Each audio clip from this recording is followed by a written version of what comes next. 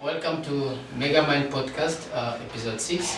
So, for today's episode, I have Musuto on my right and I have Del for us just to discuss on a few questions that you have with regards to the digital divide in Namibia. So, yes, Musuto, tell us more about yourself. Who's Musuto?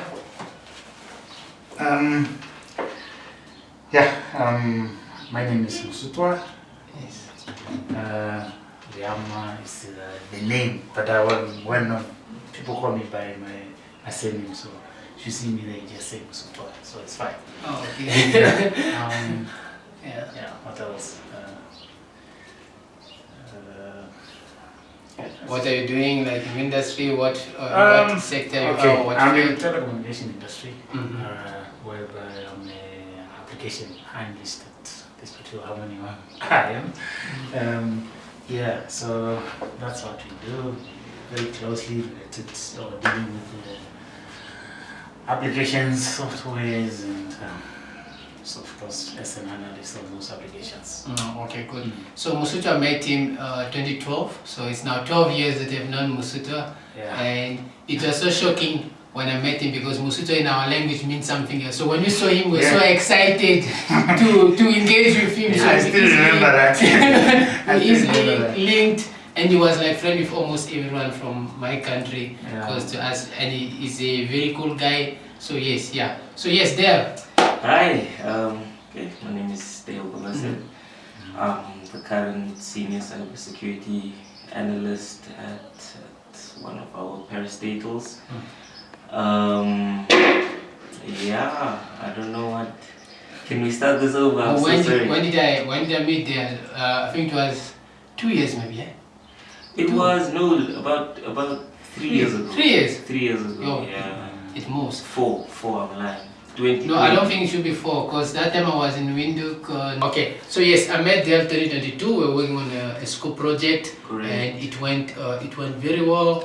I remember he came with a few friends, and when they did the project, they actually scored good marks. So I just asking for my guidance, so I guided them well. And after that, we started just engaging. And today he's now a senior at one of the big parastatals that we have in Namibia, and I'm very proud that you are there. So cool. So let's go to our questions. I don't know if you guys are ready for this, but yes. So when it comes to digital divide, what's your understanding of digital divide, and how does it impact the rural community in Namibia? Digital divide is actually the complete definition is the gap between individuals that have access to the communications or information communication services, the ICTs, and those ones that don't have access to this. So this gap in between is what we are referring to as a digital divide. There's proximity. There's no some people have these, some don't have those. We are referring to this gap between So these two. would you say that the digital divide in Namibia is quite big or it's low? It's quite big. Yes. From speaking from experience, I'm one of the guys that are privileged enough to be on the other side of the positive digital, Yeah. and at the same time, I know the other side also. So But again, I think it's important for you to mention that okay, you're coming from that yes, background. yes. As we are speaking, I'm sitting here with you today because of I have access to these services. Mm. I'm an ICT guy now, Mhm. but I'm from a Kunene region where even there's a phone. Kunene is Kunene- Opuo Kunene? Yeah, Oh, Opuo, okay. yeah. Okay. Opuo. I'm far north of Opuo, Mm. where you will find someone who doesn't even know a phone. Mm. There are people who haven't seen a phone. Yeah. So that now tells you the Mm. the gap. What impact Mm. does it have to those communities? If I can Yeah. quickly interject, the digital divide isn't just simply on a personal level. It's more of a nationwide level. It's the gap between, our leaders educating those who, and the systems and the regional councils and not just the individuals. Like I know you mentioned you come from an area where there wasn't really connectivity, and now you are fortunate enough to be in a space that is, but it's the divide is system level. It's our institutions need to then, you know, the top down model. Our institutions need to bridge this gap for the users, for you and I to be able to make benefit of it. Yeah, you can. Okay, good. Yeah, so also like the impact for communities, do they feel that impact? Or it's more of like only when you come this side that you realize that if you had A, B, C, D, I think things could have been done better, or they are also aware, or some individuals they are aware of the impact is it having, or can you mention some impact people are facing? So the impact is that these people who are living in certain remote areas, they don't have access to any service. For example, if you want to see something that is happening on the other side of the world, these people will not know. There are people there who don't know that there are war happening in Ukraine or Russia, and they don't even know why for example, if they want to sell their livestock, their prices now has reduced, but they don't know that. They don't know why is this happening. But if they would have access to this technology or to these services, they would know that the prices of goods now are reducing due to the fact that there's some economical problems going on in the world. Another thing is health-wise. Someone can get sick at certain remote area, but there's no connectivity. You can't call. There's no connections. Like for example, there's no towers for this person to call or to have no service, not in the network service. So I remember 2011, we're doing 4G installations, 4G antennas installation to the different state hospitals, and one of them being like at Katumamulilo. So for us even to get 3G signal, that time it was very difficult. So, and again it just links to what you are saying is that you might want to call, but now you cannot call because you don't have signal. So it makes it difficult. Very difficult.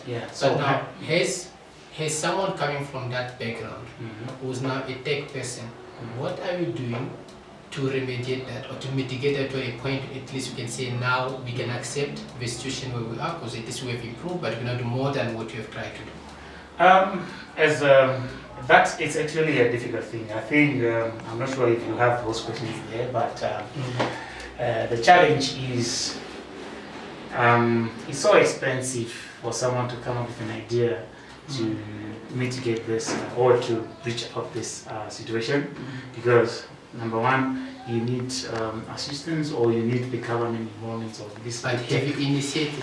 Because what's important is always to start. Yeah, and I've seen with, I think he's a doctor or a prof, but I think he's a doctor and nurse. What he has done is that I've seen him posting on Facebook where he took two Himba guys, they went with them abroad, and they were even shocked. It's their first time even to be in a plane, and they made sure they were still dressed the same way. They travel like that. So just bring that to them, and when they go back, they can easily talk to the community, and they will at least see themselves in those people and be more excited to do things. And I think for you guys that are coming from such backgrounds, it's very good for you guys to be in the front to drive these initiatives. I was at the ministry at the ICT summit. I saw one individual doing something very amazing, whereby you can use your Tamagotchi and do a Google search as a person who's having a smartphone. Now how it works is that you just have to text a certain number. So you text a certain number, and that number, because it is like a database and all that, it responds back to you with the information that you are looking for. So you don't need to have a smartphone for you to search. You can just have any other phone and use. So these are the initiatives that you need to bring to the communities. And again, just start things such as like centers where they can come and learn how to use a computer. And I think those things can help a lot. And those are things that we can start as well. So we don't really need the government to come and put like 5-10 computers where people can come and learn. As Musutwa, to give back to the community. You know. Those are some of the initiatives that I have a friend of mine that last time we were discussing this stuff, whereby we are trying to have to speak to the the regional councillors and have initiative like maybe having every high school come together and then we give some few or just basic digital or literacy to these people. And I think a challenge it should start actually from the village. Not really from the village. We want to start in Opobo itself, and then maybe this as time goes and if we have enough resources, we can go back to the village and tell them. One challenge for Dell is that parastatals or companies usually have equipments that they don't make use of anymore, because usually you have like, let's say, 5 years plan. After the 5 years you change the computers, you get new computers. Now what do you do with those computers? Are these not the initiatives that you can maybe come in and assist companies, like initiate the companies to say, like, instead of us getting rid of these devices or giving to the employees at a cheaper price, why can't you go and support these people that have no access to tech and have individuals such as Musuto that are having ideas but they might not have the resources, so to go and assist them with the resources so they can build something for the community? Because the more people that we'll have that are tech-minded, I think also the thinking, the innovations will also improve. So yes, I don't know what you think. Yeah, no, I fully agree. As part of social corporate responsibility, for especially these huge organizations which are required to, after certain periods of time, incorporate new hardware, incorporate new software to stick with certain compliance regulations and whatnot, to do that drive of donating these things to rural areas, it will greatly benefit those communities. I have an initiative which is to facilitate, to bridge the gap of poverty through inclusivity, and this is through driving mentorship programs. It's called My Mentor and Me. I think I've spoken to you about it once before. Where we want to get these individuals who have accelerated, CISOs, MD, CEOs, executives, to have a platform where you can connect with people in rural areas. And when we were busy trying to build our model, we saw that there's not many hubs with connectivity and hubs with computers in these rural areas. I believe was it last year there was a gentleman who went to the north. He took his gazebo, he had a little plastic table, he had like 10 or so computers, and the kids were playing soccer there in the corner there under a tree, and they were busy working. They was giving them coding classes. So taking those equipment, setting up these sort of hubs and these sort of stations where these technologies are already loaded, where this platform I mentioned me is already loaded, built into the system. You don't necessarily need Wi-Fi connection. You have a LAN, and you can interact with these people, engage with these people. It will greatly benefit and bridge that gap of inclusivity and of digital divide. So do you think rural connectivity has a major impact on Namibia's development? Definitely. Tell us more. Because, like you said, you learn so much from your device. You have access to information basically at your fingertips. People who don't have these accesses, they won't know that, okay, the port being closed will affect my supply of moango to go out. They don't know these things. They just know last month this guy paid me this much for it. This month he's not coming to me. Why not? You see what I mean? So it will having that education mindset when it comes towards bridging the gap through educational means. You see. And I think also for communities, let's say you might have products in say Kunene region, and there might be someone in which region is nearby? Omusati. So there's someone in Omusati region. Oh no, I'm from there. So you have someone from Omusati region and someone in Kunene region. Now these two might not be able to do business because there's no connectivity or they don't have access to tech. Yeah. But if tech was there, it's easier for them to do transactions, easier for them to do business, and all that's going to contribute to those communities to get developed and end of the day Namibia being developed. Yeah. So yes, Musa, anything to say? Yeah, as you just said, the impacts that we have or that will bring if we just bridge these gaps is that just what you said. The digital economy, it's not there at the moment because we cannot do anything digitally. People have, as you said, we have our business are just on our fingertips. Yeah. If I just post a picture, I'm selling iPhone 15 Pro Max at this price. There's someone in Kunene who doesn't have this. This person have money, but unable to see that. Now you'll be here selling this for 2 weeks, and there's someone there looking for this device to buy, but you won't be able to have this. There will be no business between us, between the people at the village or people there who are less fortunate to have access to the ICTs. Okay. Good. So, yeah. So my next question will be, what are the challenges that maybe telcos are facing in bridging this gap, like to make sure that connectivity is all over Namibia? So what are the challenges? And again, you coming from telco, I think. Yeah. For you to say. Yes. I think the challenge that these guys are having, or the companies are having, is the infrastructure. I think it's very costly.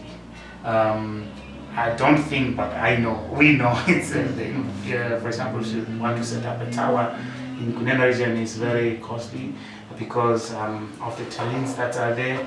To go there and set up one of these, it's very difficult. And again, why going with towers? In certain countries, yes, you drive kilometers, you don't see towers. Yeah. But why are we doing towers? Is that the best that we can do, or there are better technologies there, but you just want to remain with our old tech? That's the problems now. These are the challenges, which I don't know why these companies are not looking at the other solutions.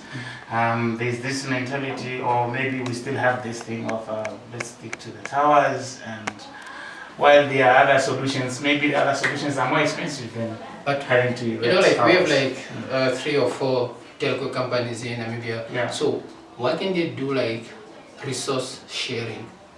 You just put one tower, but you're all making use of it. So which means you are saving in terms of cost. Instead of you having your A tower here and B is also having its own tower in the same city or in the same town, it might cost you more. Yes, but that's what is happening, I think. Even companies like MTC, Telecom, they normally, I think they use one tower. For example, they didn't just put their devices there. There's that, I think. There's that. Correction, I'm speaking under voice, but I think there's that. Yes, Dale, do you have something to add? No. Okay. Yeah. So, yeah, that's the challenge. And another challenge that, maybe this is not the challenge that these people are. You erect a tower in a region somewhere deep down in a village, and as you can see, Namibian population is very low. There will be only maybe 200 people that are just using this tower or these services. You are sort of investing more, but just for a few service delivery. Yeah, but that's why now it comes to challenging the business developers to think of what can we do. Let's say, think of it as like, let's say the moon. We don't need 100 moons to cover, let's say, the globe. We only need one and it's covering. So what things can you do that you only need 1 or 2 and it's covering the entire country? Then you putting towers everywhere, because again, remember these towers are they're propagating signals. So look at your health as well. You see, so it's also bringing you issues in terms of health. So what other technologies are there that you can use to mitigate that? There was a point where people used to talk about Google balloons. I don't know how true or how far it even went. So things like that, where Wi-Fi can just be there for everyone, such things. So what can you do with less but still maximize in terms of your results or in terms of your output? So that's where the thinking should actually be, than just putting towers. So we're just doing the same thing that we did like 10 years ago. So there's no really creativity or innovations coming into place. So yes, Dale, you wanted to say something? I wanted to sort of pose a question. It might be a bit controversial. Yes. We are about 4 people per square kilometer in Namibia. Yeah. Would it make sense for these organizations when they look at their business operations, they are focused on profit Yes. at the end of the day?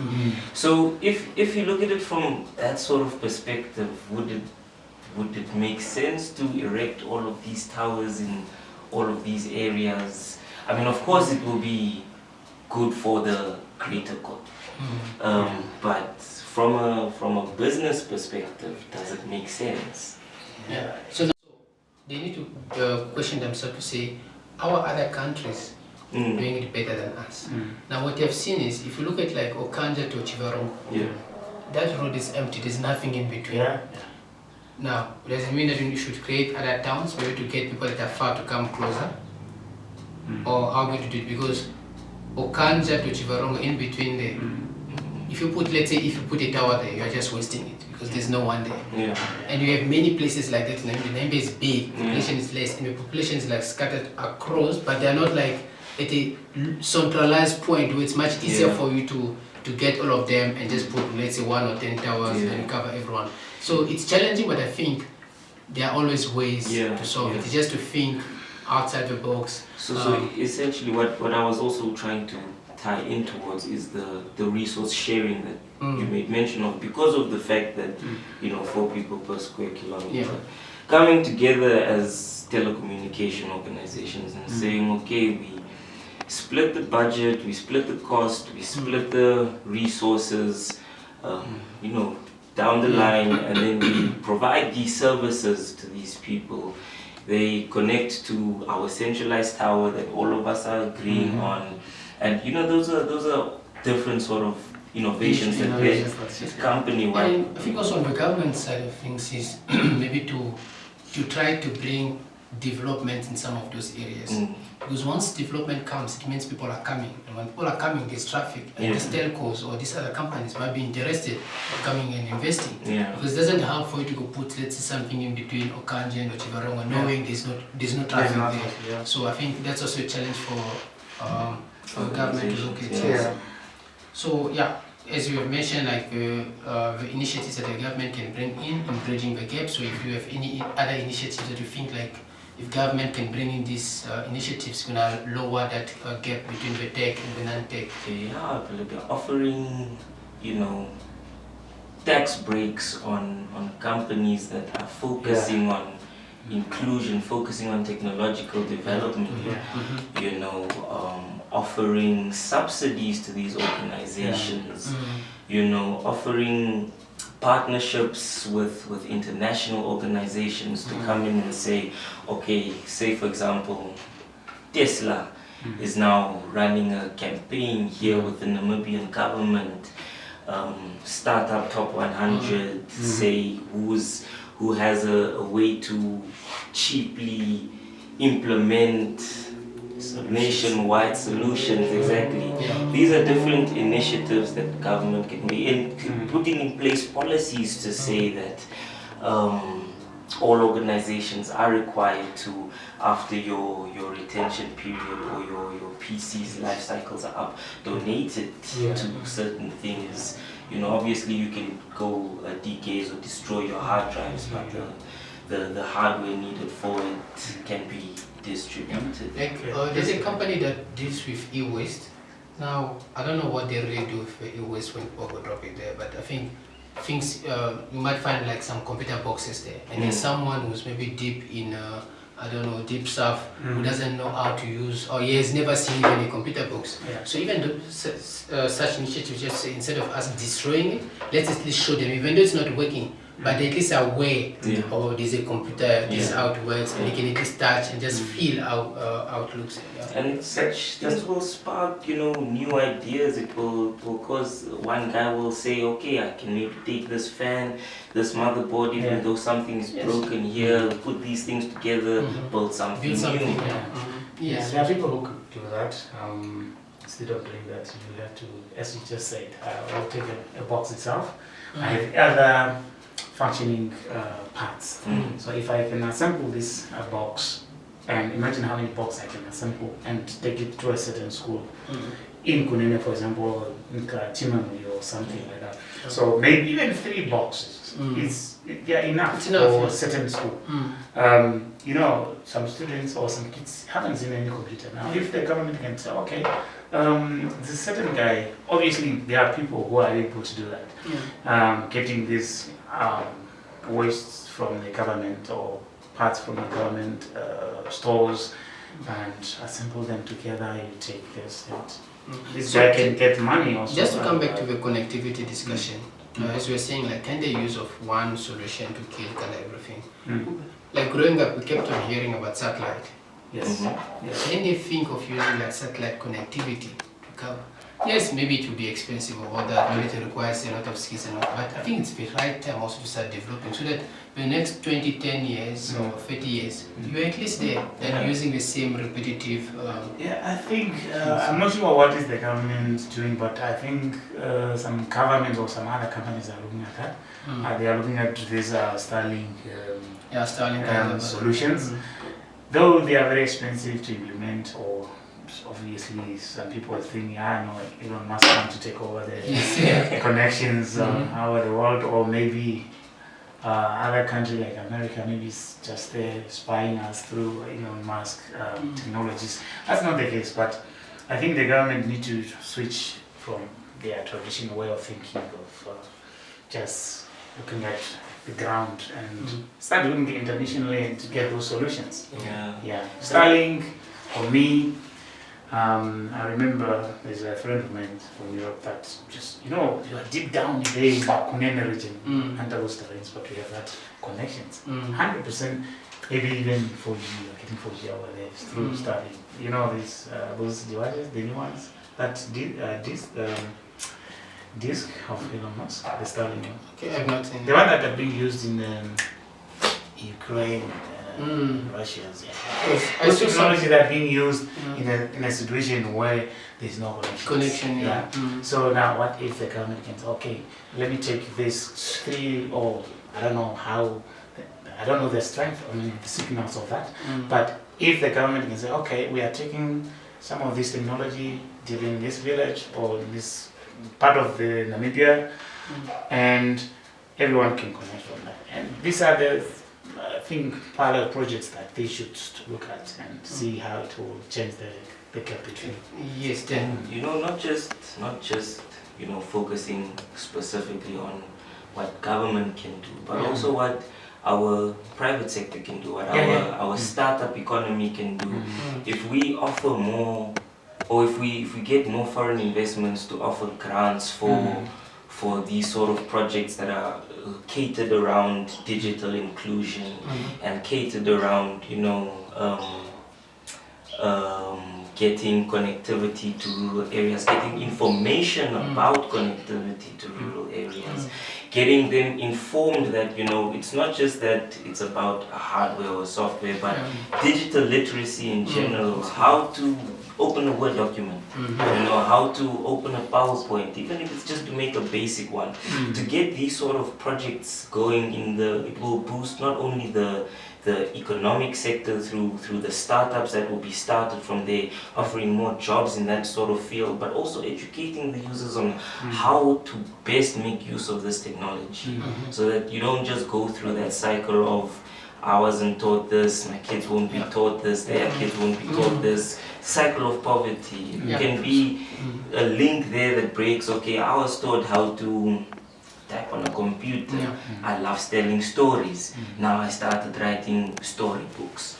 Somebody stumbled upon it one day, they saw, oh, this is actually amazing work. And now this individual who he just learned, somebody went to him, taught him how to open a Word document and type, is now a best-selling author. Okay, so I have a challenge for you guys. So let's not put it to private sectors, let's not put it to government.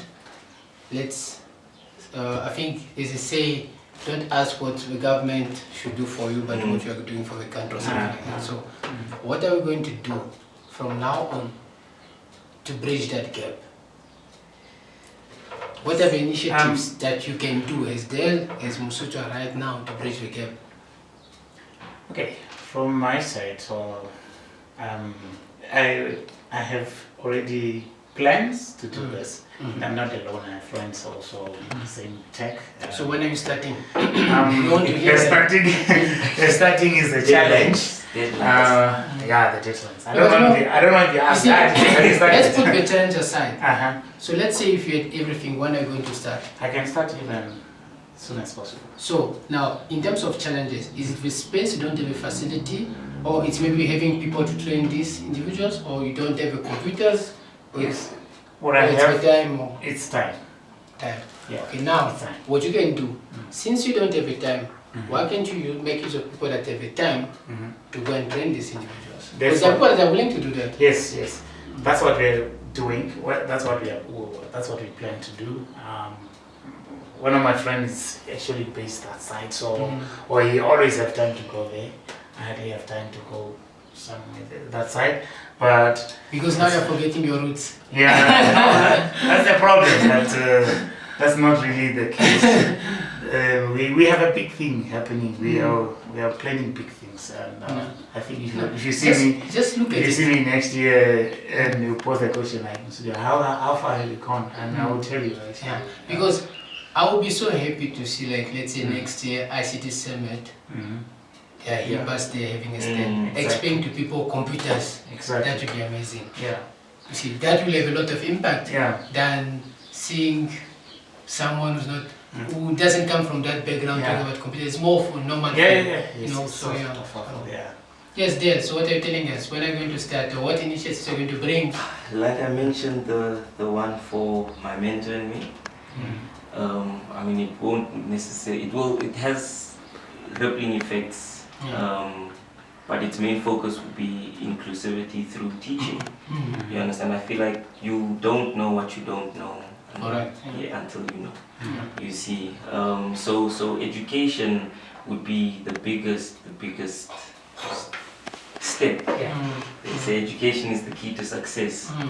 You know, knowing, and you especially Mm. taught me that education is one of the things that can have a long-lasting effect. You know, for my mom started off as a teacher, and her students still come to her till today saying, "I remember what you said one day in that class." You know, there are things that my teachers have told me that still stuck with me till this day. So that's the biggest way to impact the next generation of people that are coming forward. You know, I have the privilege to be taught by Shansai here. So those who will learn from me are essentially learning from him. You know, that's the most crucial element. Okay, good. So thank you guys for coming. We're at the end of our episode. So do you have anything to tell to our viewers or our listeners? The only thing I can tell you, everyone that is out there, that we have a role to play. If you really want to bridge this gap, everybody here or everybody has a smartphone. It's a tech guy, so to say, because you know how to operate this machine, and you can tell someone also, and you can play, or you already have skills that how do I reach, or how do we bridge this gap? How do I reach out to the government? How do I reach out to Chansai here or Del? How do I reach out to him and say, okay, I have this initiatives that I want to bring up in my town. The primary school there that don't have access to computers. He's working for certain parastatals, has friends, rich friends, or you have rich friends who can say, okay, if we go there, I need one box, one machine. Can please give me a machine I'm donating to Masuka's project. At the end of the day, if they can give me two, I will end up having 10 computers, functional computers, and I will be able to go out there and help these people and bridge the gap. So this is just the ground. So just not to be biased, but like because you are here and you are kind of representing also that community of members. So is there any is there any group or any communities for Himbas that one can maybe approach if you want to give things to the Himbas community? Is there something like that? Yes. Do they have maybe a social media platform? Yeah. Or Yeah, there's an organization that had been going on with good friends of mine that are in the name is called Cantable. So these people, they are working on, they ask for donations, and they look at the needs or which area is in the need of that particular. For example, if you need mattresses to take to this particular school, they do that. It's a very good organization, non-profit organization that is really doing good. I can provide their handles. So so do that. So when you're gonna post the video, you can just mention it there. Yeah, I will do to that. reach out. Yes, I'll do that. Yes, there. Yeah, Anything so for our viewers? I would say that, don't, just to add on to what you said, don't necessarily wait for government to come and intervene. Don't wait for with your hand out like this, waiting for someone to drop a drop of water in there, because it won't happen. You understand? There are programs running that are trying to get this digital divide mitigated. There are programs which has add-ons to that will eventually lead to the digital divide being eradicated. The listeners at home, someone is sitting there with an idea that says, I can do this, this and this, but because of certain limitations and certain restrictions that they have, they are not pursuing it. I would say pursue it, get into it. You never know how it will change the next person's life. You never know how it will have an effect that will bridge this gap of the digital divide. Yeah, so thank you guys. I do remember as well when I was doing my honors at NAST, my topic was on database security, and there was a national database for indigenous knowledge. So with I think it's Dr. or Prof. Kapuri, so we had to work on that, and that's when I came to realize that actually it's a strong community. There are a lot of people that are willing to give back by assisting these communities, by making sure that the knowledge that they have is kept and will be transmitted to the next generations or transferred to the next generations. So those are the initiatives that one can easily support, approach, let's say NAST, and say fine, what are the challenges that we are facing in keeping this information, or raising digital awareness to these communities, where can I assist and all that. So thank you for coming, that's it. Thanks, guys. Good. Thanks for having us.